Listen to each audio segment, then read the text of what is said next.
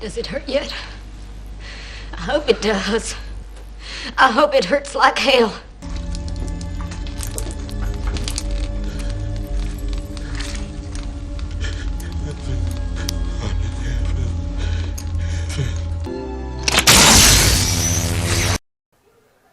I listened to this lady today, and she was echoing the same trash I've heard from many.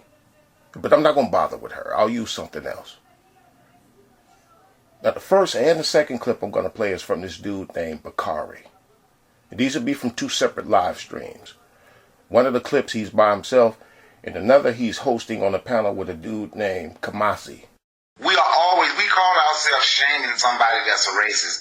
And my opinion is racism is natural. I just honestly believe that it's natural for people to stick with their own more than they stick with somebody else. I don't think somebody who considers themselves racist necessarily hate me or want to kill me. They may not like me, but they most definitely ain't gonna like me much as they like their own people, love their own people, or respect their own people. I think that's natural. That's why I very seldom talk about someone being racist or racism.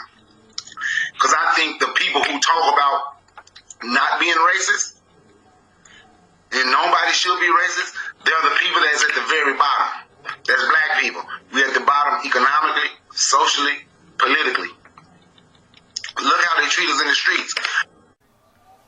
Okay, that was Bakari with that "we not nothing in America" stuff that people still receive as black power talk. People do. They see that as black power telling us that we ain't shit here. They waking us up with that. But anyway, he says this thing that I've heard said many times before, but this is the only time I've heard it in the same breath. Because usually the person saying it will say one part here, then the other part sometimes later. But Bakari hit it in the same statement. The two-piece with the roll. And when we win that rule, we got to understand that it's going to be us, a team sport. We ain't, well, if all the black and brown and the Native Americans and everybody else just get on board. Nope. It's time for us to be on the top of the mountain. All those people trying to vote us off the island. Yes, we have to be the king of the hill. We have to get on top of the hill and want to remain on top of the hill. We have to stop arguing about we want equality. No, we want power. We got to start talking about voter suppression. They make a law. It's a way to go around it. We got to have these uncomfortable conversations and stop complaining about everything people do to you. We're not even pissed off. We're not even infuriated that they're dragging, flooding illegals here to take our place. That should piss you off to no end. I'll get to what made the two-piece later, but what puzzles me, a dilemma I have sometimes is, can these people hear themselves? Or is it that they don't care about what they're saying? We're at the bottom, but you hate that we're being replaced? Wouldn't that be like somebody on death row mad at another person about to take their place in the electric chair? Wouldn't it be like that? Now, the two-piece part. Now, Bakari, he's also complained about the immigrants replacing us. The two-piece part. But you heard him say that he wants us to be at the top of the mountain.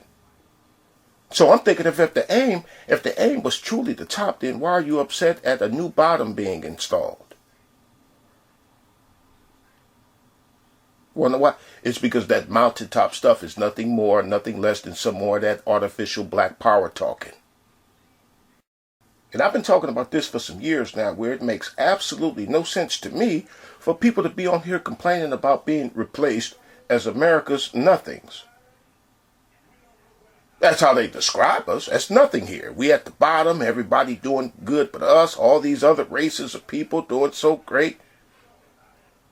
But everywhere, they'll say, everywhere, across the world, the melanated being is at the bottom of the totem pole. This is the common consensus among the black power people. But you know what that tells me? Crying about being replaced. You know what that tells me? That tells me that Y'all have been just fine with the scraps off Master's table. And here come these immigrants trying to steal our scraps.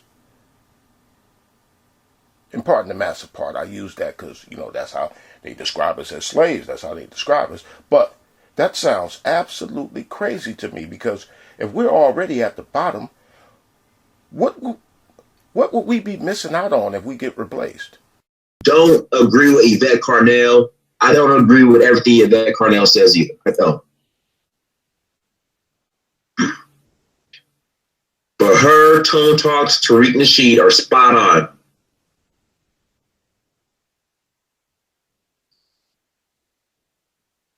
Are spot on when it comes to the framework of the ADOS movement.